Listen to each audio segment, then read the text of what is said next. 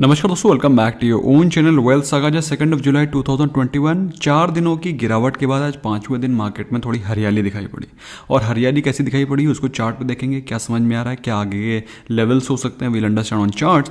फिलहाल बात करें मार्केट में पार्टिसिपेशन की बिग इंस्टीट्यूशन के द्वारा, तो आज FIIs ने करी है selling worth 982 crore worth of stocks की। DIIs ने करी है बाइंग वर्थ 930 करोड़ की। तो बेसिकली अगर आप देखें तो बाइंग और सेलिंग ऑलमोस्ट इक्वल हुई है, जिसके चलते मार्केट में आपको ये ट्रेंड आपको आज ही नहीं दिखाई पड़ रहा है, ये ट्रेंड आपको कई दिनों से दिखाई पड़ रहा है, जितनी बाइंग उतनी सेलिंग, जिसके चलते मार्केट में कोई ज़्यादा खास मूवमेंट नहीं हो पा रहा है। फिलहाल बात करते हैं आज के दिन क्या मूवमेंट हुआ, let's observe that.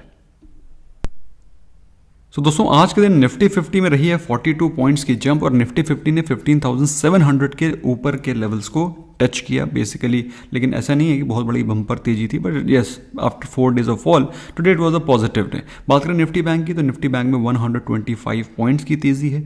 Mid cap small cap indexes में ज़्यादा खरीदारी दिखाई पड़ी ओवर लार्ज कैप। तो basically mid cap small cap के अच्छी क्वालिटी ऑफ स्टॉक्स में फ्रेश बाइंग दिखाई पड़ रही है। तो दोस्तों नज़र डालते हैं कि ग्लोबल मार्केट्स में क्या हो रहा था। ग्लोबल मार्केट्स में अगर आप यूरोपियन मार्केट्स पे अपनी नज़र को लेकर के जाएं तो आपको दिखाई पड़ रहा है कि माहौल पॉजिटिव है। लेकिन अगर बात करें हम लोग SGX निफ्टी की, तो SGX निफ्टी 15,800 के लेवल दिखा रहा है। मतलब ये सेकंड ट्रेडिंग सेशन होता है उसमें तेज़ी दिखा रहा है, तो मतलब बहुत ही अच्छी बात है। अगर इस प्रकार की तेज़ी कंटिन्यू रहती है तो मंडे को भी हमें एक अच्छा गैप अप दिखाई पड़ेगा। और दोस्तों आज जैसा कि मैंने आपको सुबह बताया था कि आज मार्केट में आपको फार्मा सेक्टर के स्टॉक्स में अच्छी खासी मूवमेंट दिखाई पड़ सकती है। आज फार्मा में अच्छी खासी तेज़ी दिखाई पड़ रही थी। Gland, Divi's were the other top gainers. ICICI bank, Reliance जो कि काफ़ी दिनों से पिटे पड़े थे, आज उनमें कुछ फ्रेश बाइंग दिखाई पड़ी। टॉप लूजर्स के बारे में बातचीत करें तो आज टॉप लूजर्स में थे Tata steel, JSW steel, Britannia, power grid. और दोस्तों ये जो स्टील सेक्टर के स्टॉक हैं ये पहली बार नहीं गिर रहे हैं, ये एज पार्ट ऑफ कंसोलिडेशन काफ़ी दिनों से गिर रहे हैं। थोड़ी सी गुड न्यूज़ में थोड़ी सी बाइंग, थोड़ी सी बैड न्यूज़ में थोड़ी सेलिंग। तो बेसिकली ये कंसोलिडेशन फेज में चल रहे हैं। अब ये ऊपर जाएंगे या नीचे तो समय बताएगा, लेकिन जैसा कि मुझे लगता है दोस्तों अच्छे खासे वैल्यूएशन पे ये आ रखे हैं। पहले भी हायर लेवल्स मैंने आपको बताया था कि कुछ प्रॉफिट को आप बुक कर सकते हैं in case if you want to, otherwise you can remain invested. लेकिन मेरे हिसाब से कमोडिटी सेक्टर के स्टॉक्स में टाइमली प्रॉफिट बुक करना बहुत ज़रूरी होता है। दोस्तों चार्ट को भी देखेंगे, समझेंगे, लेकिन क्विकली एक बार जरा नज़र लेकर के जाते हैं निफ्टी और बैंक निफ्टी के ऑप्शन चेन के डेटा की तरफ। दोस्तों अगर आप इसको ऑब्जर्व करें तो आप पाते हैं जो ऑप्शन चेन डेटा है उसमें सबसे ज़्यादा जो कॉल राइटिंग हो रखी है वो है at the money, that is 35,000 के लेवल्स, जो कि बताता है कि मार्केट में तेज़ी की संभावना थोड़ी सी कम है। लेकिन अगर आप बात करें अदर पोजीशंस की, तो सबसे ज़्यादा कॉल राइटिंग दिखाई पड़ रही है 35,500 पे, उसके बाद 36,000 के आसपास। तो बेसिकली ऊपर के कॉल राइटिंग की पोजीशन ज़्यादा एग्रेसिव हैं विज़ावी नीचे के पुट राइटिंग है, जो कि एक बियरिश सेंटीमेंट को दिखाते हैं। लेकिन दोस्तों ये आज का डेटा है, मंडे का डेटा चेंज हो सकता है, it is subject to change every, मतलब every moment it is liable to get change. So option chain data का at a given point in time जो व्यू होता है वो चेंज हो सकता है अदर दैन टेक्निकल्स, क्योंकि टेक्निकल्स का व्यू काफ़ी स्ट्रांग होता है। ऑप्शन चेन का डेटा इज सब्जेक्ट टू काफ़ी आराम से इसको मैनिपुलेट भी किया जा सकता है।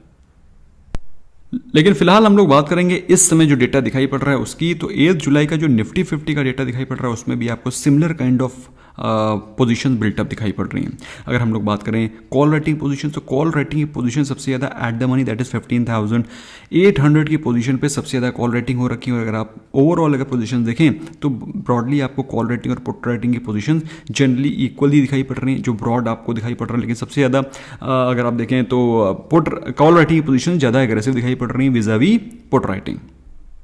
इसके अलावा भी दोस्तों अगर बात करें हम लोग पुट कॉल रेशियो की, तो पुट कॉल रेशियो दिखा रहा है 0.8, जो कि बताता है कि मार्केट में यहाँ से ज़्यादा अप साइड या ज़्यादा डाउन साइड की एक्सपेक्टेशन हमको नहीं रखना चाहिए। Market is likely to remain stable और ज़्यादा मूवमेंट ऊपर की तरफ या नीचे की तरफ दिखाई नहीं पड़ सकता है। ऐसे में दोस्तों अपनी पोजीशंस को हेज करके रखें। अपनी पोजीशंस को हेज करके रखने का मतलब ये है कि अपनी पोजीशंस में अब एडिक्वेट अमाउंट ऑफ क्रेडिट लेकर के रखें, ताकि आपको अगर बाई चांस मार्केट में मूवमेंट नहीं होता है तो आपको उस क्रेडिट का, उस प्रीमियम का बेनिफिट मिल सके।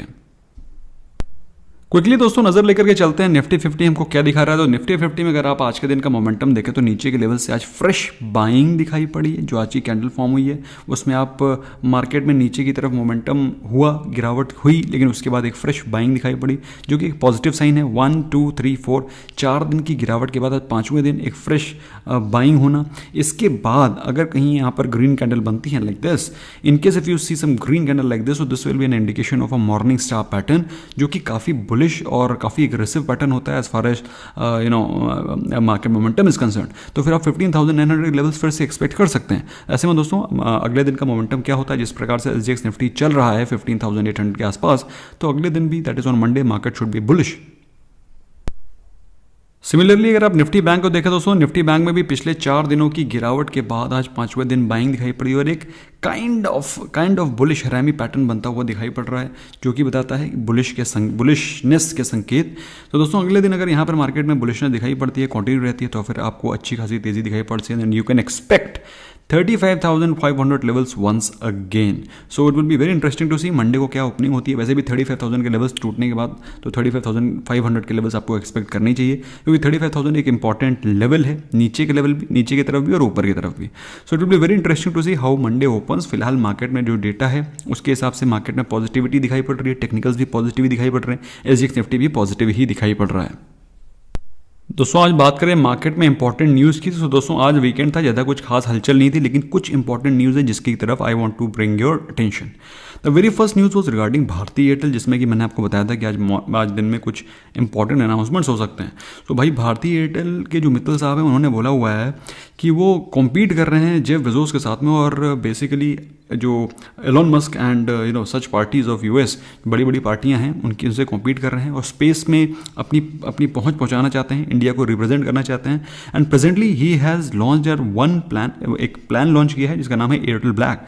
So this is a cumulative plan for fibre, DTH and mobile services all together. मतलब कुल मिला के जो उनका प्लान चल रहा है काफ़ी एग्रेसिव दिखाई पड़ रहा है। अच्छी बात है, इंडिया में तो अंबानी साहब से उन्होंने अच्छा कॉम्पीट किया, प्लेड वेल, और फिलहाल अभी उनकी रीच और भी बढ़ रही है। Anyway very positive news for Airtel share holders, क्योंकि जब प्रमोटर्स एग्रेसिव होते हैं तो एक अच्छी न्यूज़ है, अच्छी चीज़ निकल करके सामने आती है। इसके अलावा दोस्तों रूट मोबाइल ने अक्वायर किया सेंड क्लीन। ये एक basically artificial intelligence based email platform है जिसके थ्रू बहुत इजीली ऑटोमेटेड ईमेल्स जा सकते हैं। So it's an asset which has been acquired by them, जिसके चलते आज रूट मोबाइल में आपको अच्छा खासा जम दिखाई पड़ रहा था। Similar kind of acquisition has been done by Apple also. अब दोस्तों जैसा कि आप जानते हैं Apple is an mobile advertising company जो कि मोबाइल के प्लेटफॉर्म्स को यूज़ करती है फॉर एडवर्टाइजिंग। तो उन्होंने जैम्प JAAMP एक मोबाइल मार्केटिंग कंपनी को अक्वायर किया है फ्रॉम आयरलैंड, जिससे कि ऑफकोर्स उनके बिजनेस में इजाफा होगा, जिससे कि उनकी प्रोडक्टिविटी बढ़ेगी। तो दोस्तों चूंकि ये बहुत ही फेयर डील की गई हैं और फेयर डील के चलते मार्केट इनके जो डील्स होते हैं उनको कायदे से एवेल्युएट करता है, और जब एवेल्यूशन में पाया जाता है कि ये डील्स अच्छे हैं तो ऑफकोर्स उनके स्टॉक्स में जंप आता है, जैसा कि आपको एप्पल और रूट मोबाइल में दिखाई पड़ा। इसके अलावा दोस्तों हैप्पीएस्ट माइंड्स में भी तेज़ी बनी हुई है। जो मिड कैप आईटी सेक्टर के स्टॉक्स हैं उनमें बहुत ज़्यादा पोटेंशियल दिखाई पड़ रहा है, अंडर वैल्यूड थे, तो वहाँ पर फ्रेश बाइंग दिखाई पड़ रही है। इसलिए अगर आप उनमें इन्वेस्टेड हैं kindly remain invested without panic and without Hari. Anyway बात करें नॉट सो गुड न्यूज़ की, तो दोस्तों शुगर स्टॉक्स के लिए थोड़ी सी निगेटिव न्यूज़ दिखाई पड़ रही है। नेगेटिव न्यूज़ ये है कि गवर्नमेंट ने बोला है कि हो सकता है आने वाले जल्दी ही कुछ समय में शुगर का FRP that is fair remuneration price बढ़ाया जा सकता है। अब ये फेयर रेम्यूनरेशन प्राइस क्या है? तो दोस्तों फेयर रेम्यूनरेशन प्राइस वो प्राइस होता है जो कि किसानों को मिलता है अपनी मेहनत को लेकर के, जो जिसको आप कह सकते हैं मिनिमम सेलिंग प्राइस या फिर जो MSP होता है। बेसिकली ये वो MSP है जो कि गवर्नमेंट फेयर प्राइस है जो कि किसानों को देना चाहती है। अगर वो बढ़ता है ऑफ कोर्स तो फिर शुगर कंपनीज को ज़्यादा पैसा शेड करना पड़ेगा और उनके कुछ प्रॉफिटेबिलिटी और उनके मार्जिन्स में डेंट आ सकता है। तो दोस्तों आई होप आपको समझ में आता है जब मैं आपको न्यूज़ बताता हूँ, साथ में उसका क्या इफेक्ट होता है, इम्पैक्ट होता है, वो सारी चीज़ समझाने की कोशिश करता हूँ। आई होप आपको ये इनिशिएटिव ये तरीका पसंद आता है। इनकेस ये स्मैश करें लाइक बटन, अपने फ्रेंड्स को भी शेयर किया करें। दोस्तों ये सिर्फ स्टॉक मार्केट की अपडेट नहीं है, मतलब ओवरऑल इकोनॉमी की भी अपडेट है। Anyway thank you so very much, bye bye for now.